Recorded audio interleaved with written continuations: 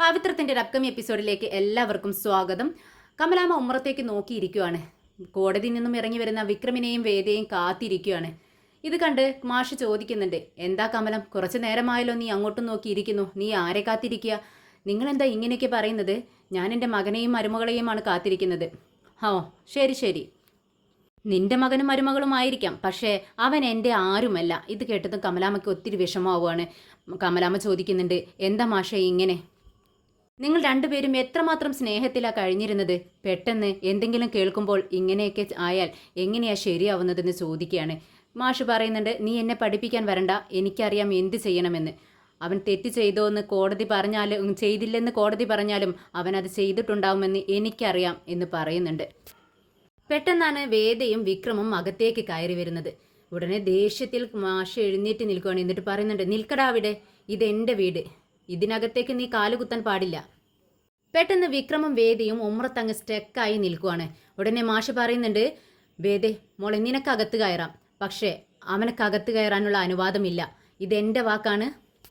ഉടനെ തന്നെ കമലാമ്മ പറയുന്നുണ്ട്, എന്താ മാഷേ ഈ പറയുന്നത്? ഇത് നമ്മുടെ മക്കളാണ്, ഇവർ ഇങ്ങോട്ടല്ലാതെ എവിടെ പോവും?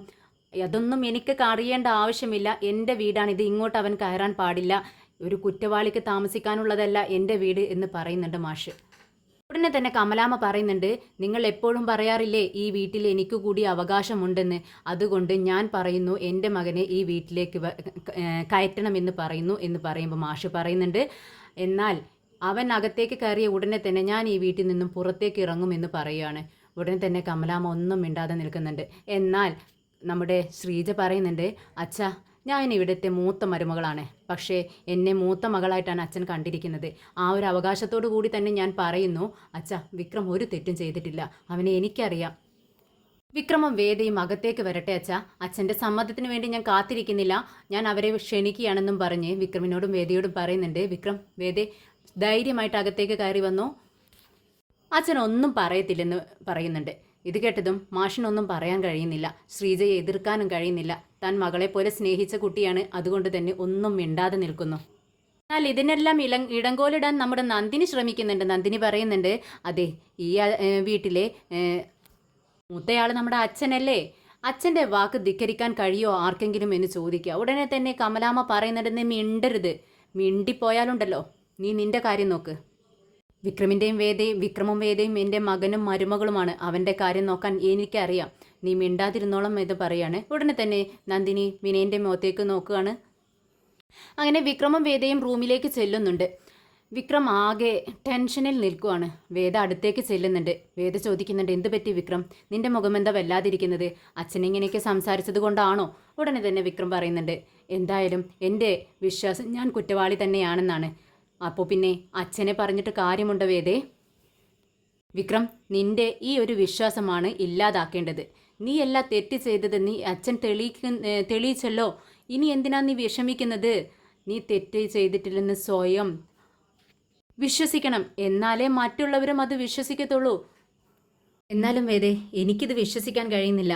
ഞാൻ തെറ്റുകാരനല്ലെന്ന് നീ വിശ്വസിക്കുന്നുണ്ടല്ലോ, അതാണ് എന്നെ അത്ഭുതപ്പെടുത്തുന്നത് എന്ന് പറയുന്നുണ്ട് വിക്രം. ഇത് കേട്ട് വേദ പറയുന്നുണ്ട്, വിക്രം നീ ചെയ്യുന്ന ഓരോ പ്രവൃത്തിയും ഞാൻ അറിയുന്നുണ്ട്. നീ വിചാരിക്കും ഞാൻ ഇതൊന്നും അറിയുന്നില്ലെന്ന്. നീ പറഞ്ഞ കാര്യങ്ങളെല്ലാം എനിക്ക് മുന്നേ അറിയാവുന്ന കാര്യങ്ങളായിരുന്നു, പക്ഷേ ഇതെല്ലാം ചോദിച്ച് നിന്നെ ഇറിറ്റേറ്റ് ചെയ്യണ്ടല്ലോ എന്ന് വിചാരിച്ചാണ് ഞാൻ മിണ്ടാതിരുന്നത്. ഇത് കേട്ടതും വിക്രം ആകെ അത്ഭുതത്തോടു കൂടി വേദയെ നോക്കുന്നുണ്ട്. ഉടനെ വിക്രം പറയുന്നുണ്ട്, വേദേ ഞാനല്ല അവനെ കൊന്നതെന്ന് പറയുന്നു, ഞാൻ അടിച്ചത് കൊണ്ടല്ല അവൻ മരണപ്പെട്ടത് എന്ന് പറയുന്നു. അപ്പോൾ ആരായിരിക്കും അവനെ ആക്രമിച്ചത് എന്ന് പറയുന്നുണ്ട്. ഉടനെ തന്നെ വേദ വിക്രമിനെ അവിടെ പിടിച്ചിരുത്തുവാണ്. എന്നിട്ട് പറയുന്നുണ്ട്, വിക്രം ഞാൻ പറയുന്നത് ശ്രദ്ധിച്ച് കേൾക്കണം, നീ കാരണമല്ല അവൻ മരണപ്പെട്ടത്. അപ്പോൾ ആരാണ് അവനെ ആക്രമിച്ചത് അത് കണ്ടെത്തണം. അതിനിപ്പോൾ എന്ത് ചെയ്യും വേദേ? അതിന് നീ ശ്രമിക്കണം. ഞാൻ എന്ത് ചെയ്യാൻ? പോലീസുകാർ കണ്ടെത്തില്ലേ? ഉടനെ തന്നെ വേദ പറയുന്നുണ്ട്, ആ പോലീസുകാരുടെ വഴിക്ക് നോക്കും, പക്ഷേ നിനക്കറിയാവോ, ഈ ശ്രീനിവാസൻ സാറിനെയും ഭവാനിയെയും ഇവരെയൊക്കെ നന്നായി അറിയാവുന്നത് നിനക്കല്ലേ? അവരെവിടെ പോയിരുന്നു, ആരൊക്കെ കണ്ടിരുന്നു, അവരാരുമായൊക്കെ ശത്രുതയുണ്ട്, മിത്രങ്ങൾ ആരൊക്കെ എന്നൊക്കെ നിനക്കറിയാം. അതുകൊണ്ട് ഈ ഒരു കേസിനെ കുറിച്ച് കൂടുതൽ അറിയാൻ നിനക്ക് സാധിക്കും. ഉടനെ തന്നെ വിക്രം ആകെ അത്ഭുതത്തോടെ നോക്കുകയാണ്. വേദേ, നീ തന്നെയാണോ ഈ പറയുന്നത്?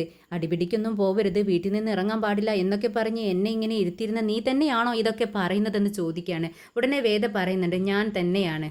നിനക്ക് ഈ കേസ് തെളിയിക്കാൻ കഴിയും വിക്രം. പിന്നെ നിനക്ക് എവിടെ വേണമെങ്കിലും യാത്ര ചെയ്യാം, ആരെ വേണമെങ്കിലും കാണാം. ഇന്നൊരു ദിവസത്തേക്ക് ഞാൻ അതിനു വേണ്ടി അതിനുള്ള അനുവാദം ഞാൻ നിനക്ക് തന്നിരിക്കുന്നു.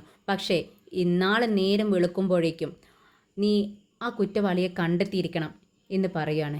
ശരിയെന്ന് വിക്രം സമ്മതിക്കുന്നുണ്ട്. അപ്പോഴേക്കും പുറത്തൊരു വണ്ടിയുടെ സൗണ്ട് കേൾക്കുന്നു. എല്ലാവരും ഹാളിലേക്ക് വരുന്നുണ്ട്. അത് ദർശനും കുറച്ച് പോലീസുകാരുമായിരിക്കും. ദർശനെ കണ്ടതും വേദ പറയുന്നുണ്ട്, ദർശൻ ഇരിക്കൂ.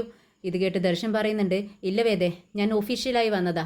ഞാൻ ഒരു പോലീസ് ഓഫീസറായിട്ടാണ് ഇവിടെ വന്നിരിക്കുന്നത്. ഞാൻ എൻ്റെ ജോലിക്ക് വേണ്ടി, ജോലിയുടെ ഭാഗമായാണ് വന്നിരിക്കുന്നതെന്ന് പറയുന്നു. ഓ അങ്ങനെയാണോ?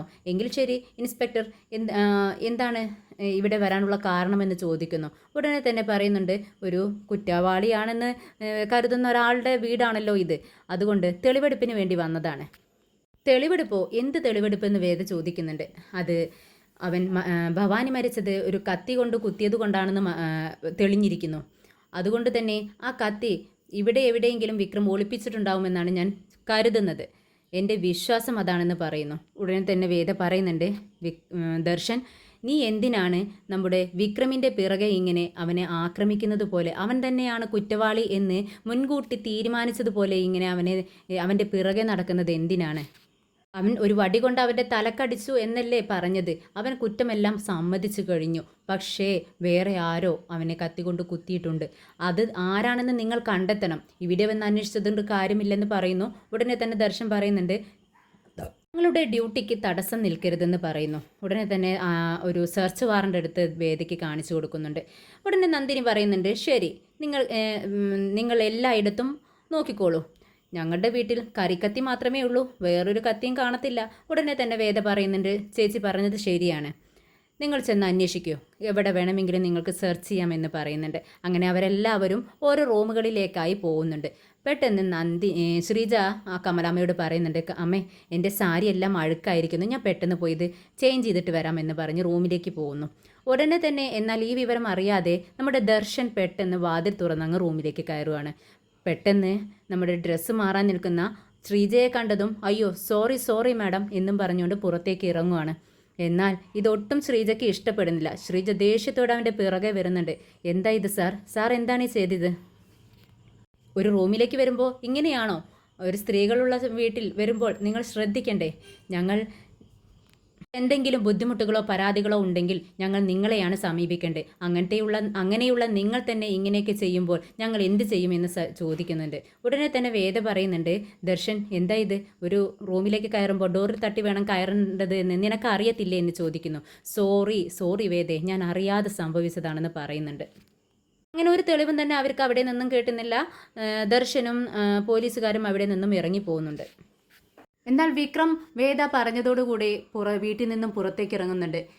ഭവാനിയുടെ കൊലക്കേസിൽ എന്തെങ്കിലും തുമ്പ് കിട്ടും എന്നുള്ളൊരു കരുതലിലാണ് വിക്രം ഇങ്ങനെ നടക്കുന്നത്. രാത്രി ആയിരിക്കുന്നു. വീട്ടിൽ നിന്നും കുറച്ച് അകലെ വിക്രം ഇങ്ങനെ നടന്നു പോവുകയാണ്. പെട്ടെന്ന് വിക്രമിന് എന്തോ ഒരു സംശയം, തന്നെ ആരോ വാച്ച് ചെയ്യുന്നത് പോലെ തോന്നുവാണ്. പെട്ടെന്ന് പിറകിലേക്ക് നോക്കുന്നുണ്ട്. കുറച്ച് ഗുണ്ടകൾ വടികളും വാളും അങ്ങനെ അമാരക ആയുധങ്ങളുമായി നിൽക്കുന്നു. ഞാൻ ആരാണെന്ന് നിങ്ങൾക്ക് അറിയത്തില്ലെന്ന് ചോദിക്കുന്നുണ്ട്.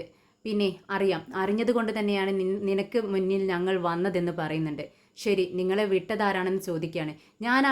ഞാനാണ് അവരെ അയച്ചതെന്ന് പിറകിൽ നിന്നും ഒരു സൗണ്ട് കേൾക്കുന്നു. വിക്രം തിരിഞ്ഞു നോക്കുമ്പോൾ അത് നമ്മുടെ ശ്രീനിവാസൻ സാറാണ്. ശ്രീനിവാസൻ സാർ വണ്ടിയിൽ നിന്നും ഇറങ്ങി വരുന്നു.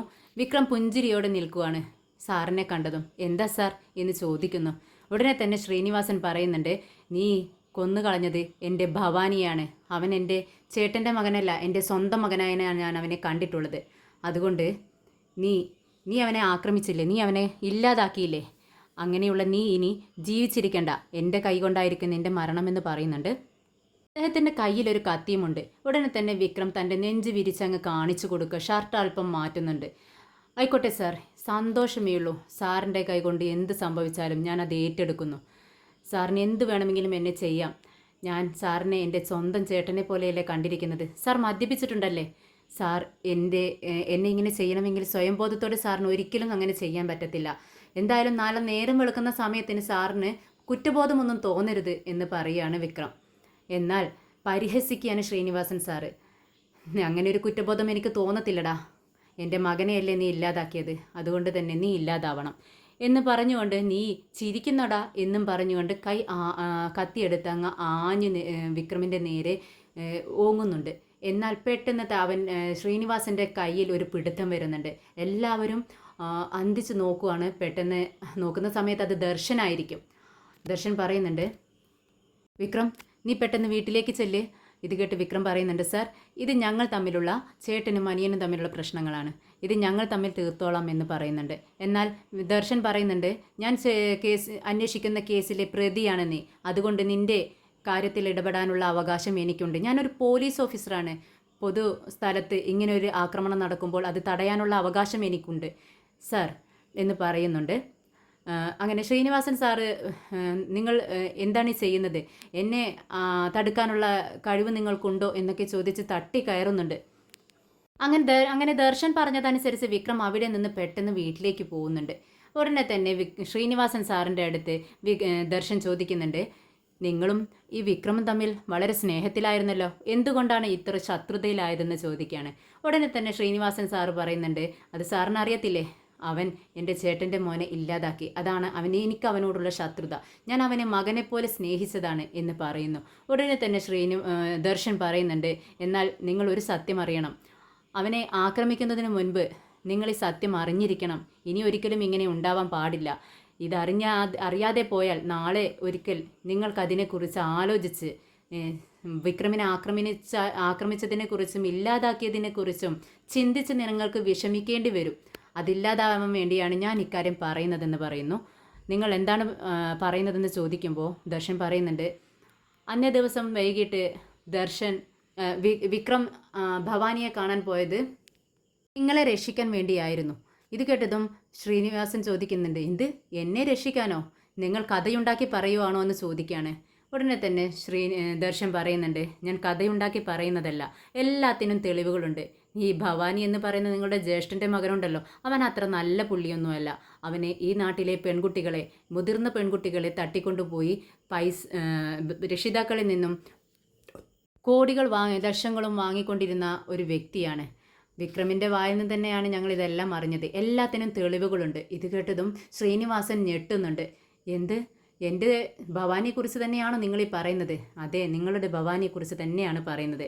അന്നേ ദിവസം ഭവാനി നിങ്ങളെ ആ ഒഴിഞ്ഞ കെട്ടിടത്തിലേക്ക് വിളിച്ചില്ലേ, അതെന്തിനാണെന്നറിയാവോ? നിങ്ങളെ അങ്ങ് തട്ടിക്കളയാൻ. എന്തിനു വേണ്ടിയെന്ന് അറിയാവോ? വിക്രം ഈ കാര്യങ്ങളെല്ലാം അറിഞ്ഞു. അത് നിങ്ങളറിയുമെന്ന് അദ്ദേഹത്തിന് ഭവാനിക്ക് അറിയാമായിരുന്നു. അതിനു മുൻപ് തന്നെ ആദ്യം നിങ്ങളെ അങ്ങ് തട്ടിക്കളയുക, അതിനുശേഷം വിക്രം. ഇതായിരുന്നു അവൻ്റെ പദ്ധതി. ഇത് വിക്രം അറിഞ്ഞു. വിക്രം നിങ്ങളെ രക്ഷിക്കാനായി അങ്ങോട്ടേക്ക് ചെന്നതാണ്. കയ്യബദ്ധത്തിലാണ് വിക്രമിൻ്റെ കൈകളിൽ നിന്നും അവനെ തലക്കടിയേറ്റതും ബോധം കെട്ട് വീണതും. ഇത് കേട്ടതും ശ്രീനിവാസൻ ആകെ വിഷമിച്ച് നിൽക്കുവാണ്. താൻ മകനെ പോലെ സ്നേഹിച്ചതാണ് വിക്രമിനെ. അവൻ്റെ വാക്കുകൾ കേൾക്കാതെ ഞാൻ അവനെ ഒരുപാട് തെറ്റിദ്ധരിച്ചു. ഇനി ദൈവം പോലും എന്നോട് പൊറുക്കത്തില്ലല്ലോ, എൻ്റെ മനസ്സാക്ഷി പോലും പൊറുക്കത്തില്ല എന്നും പറഞ്ഞുകൊണ്ട് കണ്ണിൽ നിന്നും തുരുതുരാ വെള്ളം വരുവാണ്. ഉടനെ തന്നെ ദർശൻ പറയുന്നുണ്ട്, നിങ്ങൾക്ക് എന്തെങ്കിലും തെളിവുകൾ വേണമെന്നുണ്ടെങ്കിൽ സ്റ്റേഷനിലേക്ക് വന്നാൽ മതി, ഞാൻ അതിനുള്ള തെളിവുകളെല്ലാം തരാം. ഉടനെ തന്നെ ദർശൻ അവിടെ നിന്നും പോകുന്നുണ്ട്. പിറ്റേന്ന് തന്നെ ശ്രീനിവാസൻ സാറ് അദ്ദേഹത്തിൻ്റെ ഭാര്യയെയും കൂട്ടി വിക്രമിനെ കാണാനായി വരുന്നു. ഭാര്യ ശ്രീനിവാസനെ അകത്തേക്ക് ക്ഷണിക്കുന്നുണ്ട്. പക്ഷേ ശ്രീനിവാസൻ വണ്ടിയിൽ തന്നെ ഇരിക്കുന്നു. ഇല്ല, നീ ചെന്നാൽ മതി, അവൻ്റെ അച്ഛനുണ്ടാവും അവിടെ. അപ്പോൾ എന്നെ കാണുന്ന സമയത്ത് അവർക്ക് ആകെ ഇറിറ്റേഷനാവും. അതുകൊണ്ട് വിക്രമിനോട് ഞാൻ ഇവിടെ ഉണ്ടെന്ന് പറ, അവൻ ഇങ്ങോട്ടേക്ക് വരട്ടെ എന്നെ കാണാൻ എന്ന് പറയുന്നു. അദ്ദേഹത്തിൻ്റെ ഭാര്യ അകത്തേക്ക് ചെല്ലുവാണ്. വൈഫിനെ കണ്ടതും വിക്രം ഓടി വരുന്നുണ്ട്. ചേച്ചി അകത്തേക്ക് വാ, എന്താ ഇവിടെ നിൽക്കുന്നത്, എവിടെ സാറ എവിടെയെന്ന് ചോദിക്കുകയാണ്. വണ്ടിയിലുണ്ടെന്ന് പറയുന്നു. എന്ത്, വണ്ടിയിലുണ്ടെന്നോ, എന്താ അവിടെ ഇരിക്കുന്നത് എന്ന് പറഞ്ഞുകൊണ്ട് വണ്ടിക്കകത്തേക്ക് ഓടി ചെല്ലുകയാണ് അരികിലേക്ക്. അങ്ങനെ ശ്രീനിവാസൻ സാറിനെ കൈപിടിച്ചുകൊണ്ട്, സാർ എന്താ ഇവിടെ നിൽക്കുന്നത്, അകത്തേക്ക് വാ എന്ന് പറഞ്ഞുകൊണ്ട് അകത്തേക്ക് ക്ഷണിച്ചിരുത്തുവാണ്. അങ്ങനെ കമലാമ്മയും സന്തോഷത്തോടെ അവരെ സ്വീകരിക്കുന്നുണ്ട്. വിശ്വം പറയുന്നുണ്ട്, സാർ ഇവിടെ ഇരിക്കൂ, വേണ്ട, ഞങ്ങളിപ്പോൾ തന്നെ പോവും, ഒരു കാര്യം പറയാൻ വേണ്ടി വന്നതാ. ഉടനെ തന്നെ നമ്മുടെ കമലാമ്മ പറയുന്നുണ്ട്, സർ എനിക്ക് നിങ്ങളോടുള്ള ദേഷ്യം അത് ദേഷ്യമൊന്നുമില്ല. എന്താന്ന് വെച്ചാൽ എൻ്റെ മകനെ കുറേ കാലം നിങ്ങൾ സംരക്ഷിച്ചില്ലേ, അതുകൊണ്ട് എനിക്ക് നിങ്ങളോട് വിരോധമൊന്നുമില്ല. പിന്നെ എൻ്റെ മകൻ ഇപ്പോൾ നല്ല മനുഷ്യനായി ജീവിക്കുകയാണ്. അവനൊരു ഭാര്യ, ഒരു കുഞ്ഞുണ്ടാവാൻ പോകുന്നു. അങ്ങനെ സുഖമായി ജീവിക്കുന്ന ഈ സമയത്ത് നിങ്ങൾ അവനെ പഴയ രീതിയിലേക്ക് ഇനിയും കൊണ്ടുപോകരുത്. എന്തിനു വേണ്ടിയാണ് ഈ വരവെന്ന് ചോദിക്കുന്നു. ഇത് കേട്ടതും അദ്ദേഹത്തിൻ്റെ ഭാര്യയും ശ്രീനിവാസനും ഒന്ന് വിഷമിക്കുന്നുണ്ട് ഈ ചോദ്യം കേട്ടതും. വേദയ്ക്കും ഇവർ വന്നത് ഒട്ടും ഇഷ്ടപ്പെടുന്നില്ല. വിക്രം പഴയ രീതിയിലേക്കാവുമോ എന്നാണ് വേദയുടെ ശങ്ക. അങ്ങനെ ശ്രീനിവാസൻ പറയുന്നുണ്ട്, എനിക്ക് അമ്മയോടൊരു കാര്യം പറയാനുണ്ട്, അതിനു വേണ്ടിയാണ് ഞാൻ ഇങ്ങോട്ട് വന്നത്, എന്താണെന്ന് കമലം ചോദിക്കുന്നുണ്ട്. അതന്നെ ശ്രീനിവാസൻ സാറ് പറയുന്നുണ്ട്, അത് കോടതിയിൽ വെച്ച് വിക്രമിനെതിരായി ഞാൻ മൊഴി കൊടുത്തു. അതൊരു തെറ്റിദ്ധാരണയുടെ പുറത്താണ് ഞാൻ അങ്ങനെ പറഞ്ഞത്. പക്ഷെ പിന്നീട് ഇപ്പോൾ ഞാൻ ഈ സത്യങ്ങളെല്ലാം അറിഞ്ഞു. അന്ന് ഭവാനി എന്നെ കൊല്ലാനായ വന്നത്. അതിനെ ചെറുത്ത് നിൽക്കുന്ന സമയത്താണ് വിക്രമിൻ്റെ കൈകൊണ്ട് അവൻ്റെ തലക്ക് അടി കിട്ടിയത്. അങ്ങനെയാണ് വിക്രം ഇപ്പോൾ ജയിലിലായത് എന്ന് പറയുന്നു. ഉടനെ തന്നെ എല്ലാവരും ആകെ ഞെട്ടി നിൽക്കുവാണ് ശ്രീനിവാസിൻ്റെ ഈ വാക്കുകൾ കേട്ട്. വിക്രമും മന്ദം വിട്ട് നിൽക്കുന്നുണ്ട്. താൻ മറച്ചു വെച്ച ഈ സത്യങ്ങളെല്ലാം ശ്രീനിവാസൻ സാറ് എങ്ങനെ അറിഞ്ഞു എന്ന ചിന്തയിലാണ് വിക്രം. അതുകൊണ്ട് തന്നെ ശ്രീനിവാസൻ പറയുന്നുണ്ട്, എല്ലാ സത്യങ്ങളും വിക്രം ഞാൻ അറിഞ്ഞു കഴിഞ്ഞു. നീ എന്നെ എത്രമാത്രം സ്നേഹിച്ചിരുന്നു എന്ന് എനിക്കറിയാം. പക്ഷേ എന്നെ മനസ്സിലാക്കാൻ എനിക്ക് പറ്റിയില്ല. നീ എന്നോട് പൊറുക്കണം എന്ന് പറഞ്ഞുകൊണ്ട് കൈകൂപ്പി നിൽക്കുകയാണ് ശ്രീനിവാസൻ സാറ്. ഉടനെ തന്നെ വിക്രം പറയുന്നുണ്ട്, എൻ്റെ സ്വന്തം ചേട്ടനെ പോലെയാണ് നിങ്ങളെ ഞാൻ കണ്ടിരിക്കുന്നത്. എന്നെ ഉപദേശിക്കാനും എന്നെ ശിക്ഷിക്കാനുമുള്ള അവകാശം നിങ്ങൾക്കുണ്ട്. അതുകൊണ്ട് ഇങ്ങനെയൊന്നും പറയരുത് എന്ന് പറഞ്ഞുകൊണ്ട് അദ്ദേഹത്തെ കെട്ടിപ്പിടിക്കുകയാണ് വിക്രം. എല്ലാവർക്കും സന്തോഷമാവുന്നുണ്ട്. ഉടനെ തന്നെ ശ്രീനിവാസൻ സാറിൻ്റെ വൈഫ് പറയുന്നുണ്ട്, എന്തായാലും എൻ്റെ മകനെ പോലെയാണ് എൻ്റെ വിക്രം എനിക്ക്. എൻ്റെ മക്കളുടെ ഒരു ചേട്ടനായാണ് ഞാൻ അവനെ എപ്പോഴും കണ്ടിട്ടുള്ളത്. അതുകൊണ്ട് തന്നെ എൻ്റെ മകൻ്റെ ഭാര്യ എന്ന് പറയുന്നത് പോലെ തന്നെയാണ് വേദയും ഞാൻ കാണുന്നത്. അവൾ ഗർഭിണിയായിരിക്കുമ്പോൾ ഈ ഫ്രൂട്ട്സും സാധനങ്ങളും എല്ലാം ഇവിടെ കൊണ്ടുവരേണ്ടത് എൻ്റെ ഉത്തരവാദിത്വമാണ്. അതുകൊണ്ടാണ് ഞങ്ങൾ വന്നത്. ഇത് സ്വീകരിക്കണമെന്ന് പറഞ്ഞുകൊണ്ട് വേദയെ വിക്രമിൻ്റെ അടുത്തേക്ക് നിർത്തി രണ്ടുപേരുടെയും കയ്യിൽ ഫ്രൂട്ട്സ് എല്ലാം കൊടുക്കുകയാണ്, സാധനങ്ങളെല്ലാം വെച്ച് കൊടുക്കുകയാണ്. അങ്ങനെ അവരുടെ അനുഗ്രഹം വാങ്ങിക്കുന്നുണ്ട്.